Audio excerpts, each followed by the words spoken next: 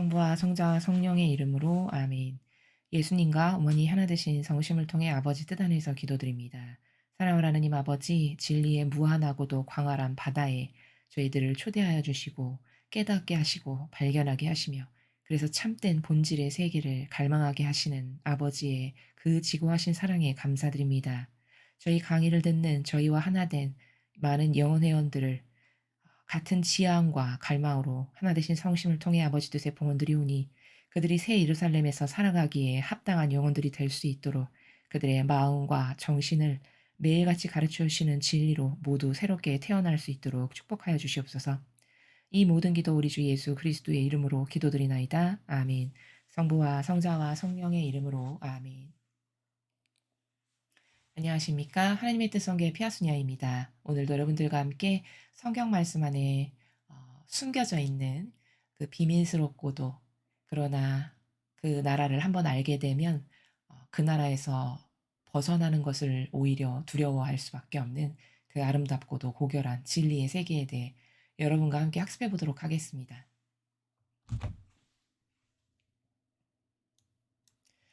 2022년 4월 19일 부활 8일 축제 화요일입니다.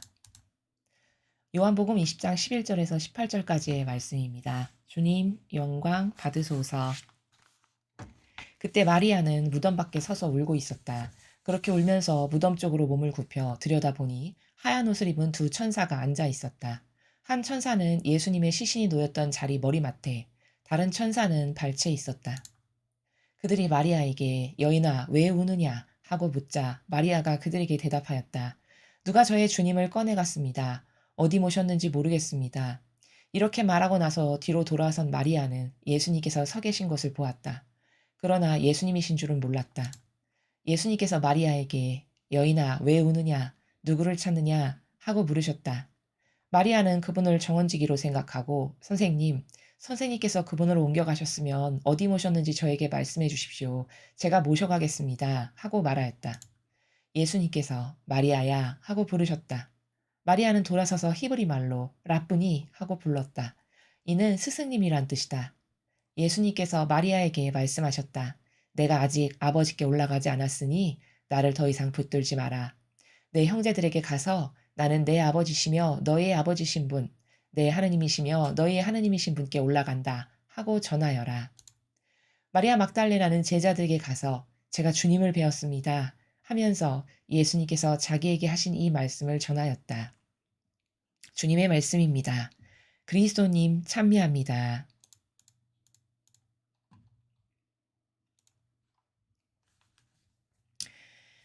어, 현대인의 약점이라고 해야 될까요? 인간이 문명이 발달하면서 점점 그 아름다운 향기는 잃어버려 가고 있죠. 그러니까 그 아름다운 향기라는 것은 정직성, 단순성, 순수성, 갈망, 이런 어떤 하느님께서 우리들을 만드실 때 그분의 모상으로 창조하셨기 때문에 이게 다 아버지의 나라에 아버지가 가지고 계신 그리고 예수님과 어머니께서 지니고 계신 너무나도 다양한 그 조화 가운데 아름다운 속성들이거든요. 근데 요즘 현대인들에게는 이런 아름다운 속성을 찾아보기가 참 힘들죠. 그리고 오히려 누가 단순성과 정직성과 순수성 이런 걸 갖고 있으면 오히려 깔보거나 아니면 융통성 없는 사람으로 취급을 하거나 이런 식으로 대하기가 십상인 게 요즘 현대인의 병든 사고방식 가운데 살아가는 사람들이 살아가는 대다수의 그 동물적 본능밖에는 안 되는 그런 나라라는 거죠. 제가 왜 이런 말씀을 서두에 드리느냐면 여기 오늘 등장하는 마리아 막달레나 세상적으로는 정말 볼 것 하나 없는 그냥 여인도 아니고 창녀를 했었던 여인이었죠. 그래서 이 여인이 예수님을 만나게 된 계기는 여러분도 다 아시다시피 그날도 창녀 일을 하다가 이제 사람들한테 끌려온 거죠. 그래서 끌려가 가지고 예수님 앞에 사람들이 이렇게 가운데다가 몰아놓고는 이 여자가 이런 짓을 하다 걸렸다라고 하면서 이제 다들 이 여자를 돌멩이로 쳐 죽이려고 씩씩거리면서 다가오는 그런 모습으로 예수님을 만나게 된 영혼이죠. 그런데 예수님은 그런 여인에게 죄악을 묻지 않으시고 오히려 모두가 다 죄인인데 예수님 보시기에는 오히려 그 마리아 막달레나가 갖고 있는 아름답고 고유한 속성만을 발견하신 거죠. 그래서 "너희 중에 그럼 죄 없는 자부터 이 여인에게 돌을 던져 봐라." 이렇게 진리의 말씀을 한 말씀 딱 하시니까 아무도 거기에 뭐 이의를 제기하거나 어떤 변명의 소지가 있거나 이렇지가 못하죠. 쪼끔만 양심이 있다면 다 자기가 죄인인 걸 누구나 다 인정할 수밖에 없죠. 그러니까 인제 돌멩이를 바닥에 툭툭 놓고 다 인제 가버리는. 그래서 "여인아 아직도 누가 있냐?" "아무도 없습니다 스승님. 나도 너의 죄를 묻지 않는다. 이제 가거라. 너는 용서받았다. 가거라." 인제 이렇게 해서 예수님을 처음 만나게 되는데 문제는 뭐냐면 인제 그 마리아 막달레나의 영혼이 예수님을 그렇게 처음 만났을 때 영적으로 감화가 된 거죠. 그분의 그 진리의 나라에 그 진실과 참됨만을 가지고 계신 예수님의 정신 세계에서 어 우러나오는 그 압도적인 카리스마와 권위와 그러면서도 동반되는 한없이 자비하신 사랑과 이런 것에 압도되어 그 영혼이 예수님을 이제 따라다니게 되기까지 하는 이런 여인이 되게 되는데 그 마리아 막달레나의 장점은 다른 강의에서도 많이 말씀을 드렸습니다만 그런 모든 사람이 그렇게 예수님이 한 번 만나 주셨다라고 해서 마리아 막달레나와 같은 반향을 이어 끊임없이 변덕스럽지 않게 그 이후로 줄기차게 할 수 있냐? 그렇진 않죠. 이스라엘 사람들에게 그렇게 많은 기적을 보여주셨지만 그들이 마리아 막달레나와 같은 반향을 예수님께 한결같은 사랑과 갈망으로 하던가요? 그렇지 못하죠. 금세 언제 그랬냐는 듯이 다음번에 예수님이 또 오시면 "아 당신이 그럼 메시아면 기적을 한번 보여 보시오." 이걸 끊임없이 요구하는 이런 질떨어지고 저급하고 저열한 속성을 가졌던 사람들이 이스라엘 백성들이었죠. 그러니까 누구나 인간이라고 해서 똑같이 마리아 막달레나와 같은 반향을 하는 것은 아니라는 것을 우리가 알 수 있습니다. 자 그렇다면 마리아 막달레나의 탁월성은 뭐냐? 그 단 한 번의 예수님의 만 예수님이 자신을 진정성의 나라에서 만나 주셨다라고 하는 그 사랑을 소중하게 간직할 줄 아는 이런 진정한 마음이 있었고 그리고 이 여인은 정말 순수했어요. 단순했고. 순수하고 단순한 걸 어떻게 알 수 있냐? 이스라엘 백성은 순수성과 단순성이 떨어지는 것을 어디서 발견할 수 있냐? 입증이 다 가능한데 예수님을 만나 뵐 때마다 끊임없이 네가 그럼 입증해 봐. 그럼 내가 믿어 줄게." 이 나라에서 예수님을 대해요. 이거는 순수성도 없고 단순성도 없는 겁니다. 그리고 그런 이스라엘 백성의 속성을 너무 잘 아시니까 예수님께서 한 번은 꾸지람을 하시는데 5천 명 먹인 기적 사건 이후에 또 사람들이 찾아오니까 그때 뭐라고 말씀하셨죠? "너희는 그 하느님의 위대한 기적을 보고 아버지를 이제 알게 돼서 아버지를 갈망하고 그분께 공경과 사랑을 드리기 위해서 온 게 아니고 너는 또 빵이 먹고 싶어서 온 거다." 이렇게 말씀을 하십니다. 바로 이게 뭘까? 하느님을 하느님으로서 본 것을 그대로 단순하고 순수하게 믿기보다는 내가 가지고 있는 욕구 있죠. 내가 가지고 있는 자아를 채우기 위한 목적으로 다가왔음을 예수님이 이렇게 아주 콕 집어서 말씀을 하시죠. 근데 이 마리아 막달레나라는 영혼에는 그렇게 그런 이스라엘 백성들이 참 저급하고 저열하게 가지고 있었던 그런 나라에서 예수님을 대하지 않았고 정말 단순성과 순수성과 그리고 열정이 끌어넘쳐요. 어떤 면면에서 다 알 수 있냐? 지금 새벽녘에 뛰어간 거거든요, 무덤으로. 이 마리아 막달레나가. 예수님이 돌아가셨는데 그 돌아가신 예수님을 그리워하고 갈망하다 못해 예수님이 묻혀 계시는 무덤 쪽으로 그 새벽녘에 일찍 자기 혼자 조용히 간 겁니다. 그래서 가서 이렇게 보니까 안 계신 거예요. 무덤 문은 이미 열려 있고. 그러니까 마리아 막달레나가 생각하기에는 '큰일 났다. 우리 주님의 시신을 누가 훔쳐갔나? 어떻게 된 거지?' 이런 생각을 할 수밖에 없겠죠. 그러니까 무덤 밖에 서서 이렇게 울고 있는 거예요. 그래서 이렇게 들여다보니까 이미 천사가 안에 계셨고 하얀 옷을 입은 천사가 계셨는데 한 천사는 머리맡에 다른 천사는 발치에 이렇게 있는 거죠. 이제 그걸 마리아 막달레나가 본 거죠. 그러니까 그 천사들이 "왜 우느냐?" 이렇게 물어봐요. 그러니까 마리아 막달레나가 "누가 저의 주님을 꺼내 갔습니다. 어디 모셨는지 모르겠습니다. 정말 진정으로 슬퍼하면서 이런 말을 했습니다. 그리고 나서는 이렇게 뒤로 돌아서서 분주하게 이제 찾아보려는 액션을 취하는 거죠. 그랬더니 거기 어떤 분이 이렇게 서 계셨는데 예수님이셨던 거죠. 근데 마리아 막달레나는 그분이 설마 예수님이시라는 걸 모르는 거죠. 그리고서는 정원직인 줄 알고 그 사람한테 우리 스승님 어디에 모셨는지 저에게 말씀해 주시면 제가 모셔갈 테니까 알려주십시오. 막 이렇게 애원을 합니다. 자, 여기 보세요. 15절 끝에 제가 모셔가겠습니다. 이렇게 이야기를 하죠. 이 사람의 속성, 그 사람이 가지고 있는 인자를 분석하는 것은 행동이나 그 사람의 말하는 문장 너머에 그 숨겨져 있는 원리로 발견이 다 가능한데 여기 마리아 막달레나가 구사하는 단어나 문장을 보면 겸손의 향기가 있습니다. 그것을 발견할 수 있는 부분이 제가 모셔가겠습니다. 이런 부분이에요. 이런 부분을 보면은 이 여인은 정말 사랑 앞에 겸손하고 아주 이런 갈망이 있었고 그리고 단순하고 순수하다 보니까 뭘 의구심을 갖거나 뭐 '설마 그렇겠어?' 이런 행간의 나라가 없고 그냥 있는 그대로 단순하게 믿는 스타일이에요, 속성 자체가. 그러니까 돌아가셨으니까 얼른 가서 갈망으로 그리워하는 분이 혹여라도 어 '어찌 계실까? 혹시 내가 무덤 앞에서 이렇게 예수님의 그 의미를 느낄 수 있지 않을까?' 이런 기타 등등의 갈망으로 새벽녘에 무덤에 뛰어가기까지 하는 열정이 나오죠. 그러니까 지금 요 마리아 막달레나가 예수님에 대해서 갖고 있는 나라를 이렇게 보면 정말 소중하게 여길 줄 아는, 소중한 분을 소중하게 여길 줄 아는, 그래서 애틋함으로 가득한 그런 나라를 볼 수 있습니다. 근데 누구나 다 이런 나라를 소중한 사람과 사랑하는 사람에게 갖고 있냐? 그렇지 않다는 거예요. 어떻게 비교할 수 있냐? 여러분 예수님의 12 제자를 보십시오. 물론 한 명 가룟 유다는 배신하고 이미 실패했지만 그럼 11 명이 있었죠. 그 11명 중에 과연 누가 이렇게 마리아 막달레나나 또 다른 복음에 보면 오히려 여인들이 새벽녘에 그냥 무덤에 달려와서 이렇게 확인을 하고 이런 부분이 나오죠. 그러한 부분을 보면 그 여성의 단순성과 순수성과 그리고 그 유일성이 참 그럴 때 아름다움으로 빛을 발한다는 거예요. 유일성이 아름다울 땐 어떤 때냐면 완벽하게 속할 때 정말 아름답거든요. 그 마리아 오늘 여기 등장하는 마리아 막달레나나 그 다른 여인들은 예수님을 완전히 믿고 하나 된 거예요.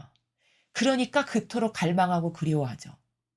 여러분 사랑 관계에서 이런 거 여러분이 너무 많이 공감하실 텐데 진정으로 하나 되지 않죠? 그럼 그 사람이 궁금하지가 않아요. 이 말씀을 다 이해하실 겁니다. 사랑은 누구나 다 해 봤을 테니까.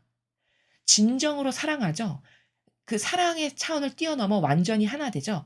그러면 늘 궁금하고 늘 갈망하고 눈에 보이지 않으면 애틋하고 이런 게 너무 당연한 거예요. 근데 제자 어느 누구가 그렇게 예수님이 지금 돌아가셔서 무덤에 묻히셨는데 매일같이 눈을 마주대하며 바라봤던 그분이 안 계셨는데도 아무도 새벽녘에 달려오는 사람이 없잖아요. 그쵸? 그럼 그들의 예수님과 하나 됐던 그 갈망이나 어 사랑의 수준은 이 여인보다 모든 사람이 창렬하고 깔보고 손가락질했던 마리아 막달레나보다는 한참 차원의 질이 떨어짐을 발견할 수 있죠. 이게 진리를 모르는 사람은 뭐 '진리 뭐 그거 알아봤자 뭐 그렇게 대단한가.'라고 생각하겠지만 진리를 진짜 더 섬세하고 디테일하게 배우게 되면 무서운 무기가 돼요. 왜냐? 행동 하나, 눈빛 하나, 말투 하나를 통해서 저 사람이 지금 무슨 마음을 가지고 있고 어떤 행간에서 말하며 저 사람이 마귀랑 하나 돼 있는지 아니면 예수님과 어느 정도로 하나 돼 있는지도 다 분석이 가능합니다. 그럼 그런 차원에서 제자들을 바라봤을 때 제자들이 다 질 떨어지는 수준이었다, 아직까지. 근데 오히려 예수님하고 동고동락도 하지 않고 직접적 진리를 배워본 적도 없고 그저 만나 주신 거 딱 한 번. 자기가 어려움에 처해 있을 때 그 자기를 위해서 대변해 주셨던 그 딱 한 번의 소중한 기억을 그 소중한 것을 소중한 것으로 마음 안에 간직하고 담아서 그것을 절대 변질시키거나 왜곡시키지 않고 오로지 고 행간의 나라에서만 예수님을 항상 대할 수 있다라는 건 이거는 훌륭한 속성이에요. 왜냐? 사람은 다 변덕스러워서 시간이 지나면 달라지거든요. 변덕스럽고 달라지는 게 어떤 사람은 반나절 만에 달라지기도 하고 어떤 사람은 한 이틀 만에 달라지기도 하고 어떤 사람은 좀 인내심 있으면 한 6 개월 만에 달라지기도 하고 이런 차이지 인간은 그 변덕스러움이 다 누구나 조금씩 가지고 있어요. 그런 차원에서 봤을 때 마리아 막달레나라는 영혼은 참 훌륭하다라는 거죠. 그래서 이런 겸손의 향기도 볼 수 있고 단순성과 순수성도 볼 수 있고 그리고 소중한 사랑을 소중한 걸로 간직할 수 있는 그런 아름다운 정서를 갖고 있고 그래서 그것을 애틋하게 마음속에 간직하고 변절시키지 않고 항상 그것을 꺼내 보면서 소중히 여길 줄 아는 이런 어여쁜 정서를 가지고 있는 여인이라는 거죠. 그러나 제자들은 3 년을 동고동락하고 함께 먹고 수많은 진리를 들었을 테고 가르침을 받았지만 어느 누구도 마리아 막달레나와 같은 반향을 한 제자가 단 한 명도 없어요. 그렇죠. 오히려 이 여인들과 이 마리아 막달레나가 달려가서 제자들에게 "내가 주님을 배웠다."라고 말하니까 그제서야 달려가는 이런 차원이었습니다. 그렇다면은 우리는 이런 마리아 막달레나와 같은 속성을 개발해야 돼요, 우리도. 하느님을 대하는 마음의 나라, 예수님과 성모님을 대하는 마음의 나라가 이런 마리아 막달레나와 같은 진정성, 순수성, 단순성, 그리고 변질되지 않는 그런 항구하게 사랑을 지속적으로 갈망할 수 있는 이런 열정, 이런 게 나에게 있나? 나에게 없다면 그런 단순성과 순수성과 열정과 갈망의 나라를 아버지와 예수님과 어머니를 그렇게 갈망하고 사랑하고 단순성과 순수성으로 하나 될 수 있는 은총을 저도 갖고 싶으니 저에게도 그런 은총을 주십시오. 이렇게 기도할 줄 알아야 된다는 거죠. 우리는 하느님을 진정성으로 사랑한다는 것이 무엇인지 잘 몰라요, 사실. 그건 왜냐하면 우리가 수십 년을 이교도의 거짓 교회에서 형식주의와 피상과 근시안적인 나라에서 종교 생활을 했기 때문에 우리 안에 그런 인자가 있어도 개발을 할 여지와 기회가 없었어요, 지금까지. 그리고 그런 좋은 속성과 근성을 이 마귀 교회가 다 막은 거예요. 기회를 상실시켜서 다 막아버린 겁니다. 그래서 죽은 거예요, 우리 안에 있었던 양질의 속성이. 이제 어떻게 해야 될까? 아버지께 진정한 마음으로 갈망의 나라에서 제가 지난날 종교 생활을 해서 그 피상과 형식과 근시안적 이런 것 때문에 다 저의 진정성과 순수성과 갈망과 정직성이 아버지 다 죽었습니다. 저는 이거 다시 다 완벽하게 살려서 아버지와 예수님과 어머니를 그 나라에서 사랑하고 싶습니다. 저를 도와주세요. 저의 수호천사님, 예수님과 어머니 저를 도와주세요. 이런 갈망 어린 기도가 있을 때 그것이 진정하다면 아버지께서 서서히 예수님과 어머니께서 서서히 살려주신다. 그것도 그러나 반복적으로 계속 갈망할 때 그런 양질의 속성이 우리 안에서 살아날 수 있다라는 겁니다. 그래서 그런 진정성으로 하느님을 사랑하는 것을 우리도 이런 마리아 막달레나와 같이 개발할 수 있어야 됐다. 이런 인자를 이런 말씀을 드리고 싶고 그리고 사랑한다는 거는 예, 1계명이 이거죠. 마음을 다하고 정신을 다하고 목숨을 다하고 힘을 다해서 한 분이신 하느님을 사랑해라. 이게 1계명인데 그러면 이 1계명을 통해서 발견할 수 있는 정신 세계가 뭐냐면 사랑은 그렇게 온몸으로 올인해서 하는 거지. 뭘 이렇게 찔끔찔끔 남겨두고 10%로 사랑하고 30%로 사랑하고 이거는 사랑이 아니라는 거예요. 세상도 이런 양질의 속성을 가진 사람은 누군가를 사랑하게 되죠. 그럼 거기에 그냥 올인, 다른 건 하나도 안 보이고 완전히 올인 이렇게 사랑하는 사람이 있거든요. 이거는 진짜 좋은 양질의 속성이에요. 근데 세상은 또 그런 사람이 그렇게 사랑을 해서 나머지를 다 신경도 안 쓰고 버리면 "아유 그래 가지고 쓰겠어? 그건 나쁜 속성이야." 마치 이런 식으로 대하죠. 그거는 진리를 모르고 속성과 근성을 분석할 줄 모르기 때문에 그런 거예요. 하느님은 뜨뜨미지근한 이것도 아니고 저것도 아닌 영혼을 별로 그렇게 사랑하지 않으세요. 큰 인물로 쓰시진 않으십니다.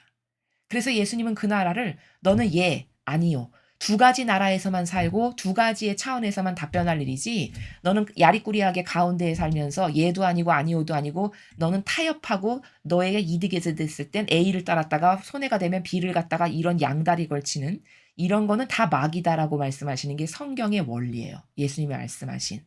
그럼 그 차원에서 사랑을 딱 분석을 한다면 그러니까 사랑을 할 거면 아예 올인으로 다 쏟아부어서 할든가 아니면 그냥 안 하든가.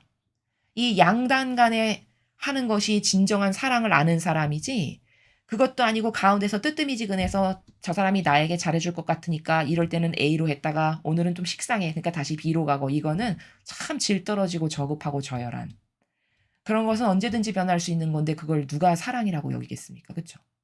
여러분도 입장을 바꿔서 누가 여러분을 막 사랑한다라고 다가왔는데 그 사람이 변덕스럽기가 이를 데가 없고 늘 뜨뜨미지근한 속성이야.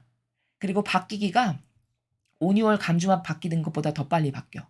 그럼 여러분은 그 사랑을 믿으시겠습니까? 그걸 진짜 나를 사랑하는구나라고 믿을 사람은 아마 없을 거예요, 세상에도. 그렇다면 나도 그런 사랑이 진실하지 않다는 걸 안 믿는데, 진실하지 않다는 걸 아는데, 하느님은 어떠실까요? 그러니까 하느님은 그런 속성을 사실은 별로 그렇게 썩 반기거나 좋아하지 않으신다는 거예요. 그러니까 이런 마리아 막달레나와 같은 속성을 좋아하신다는 겁니다. 그러니까 내가 하느님께 사랑받는 영혼이 되고 싶고 아버지께서 나를 더 소중히 여기시는 아버지 마음에 드는 영혼이 되고 싶으면 하느님을 알아야 돼요. 하느님이 어떤 걸 좋아하시는가? 하느님이 어떤 속성을 반기시는가? 어떤 속성을 사랑하시는가를 알아야 내가 고칠 수가 있을 것 아니겠습니까? 그렇죠? 그래서 인간의 사고방식은 다 병들어 가지고 특히 이 마지막 시대는 온통 감성주의자의 무덤이거든요. 이 모든 시대가. 그러니까 그냥 친절하면 다 좋고 나에게.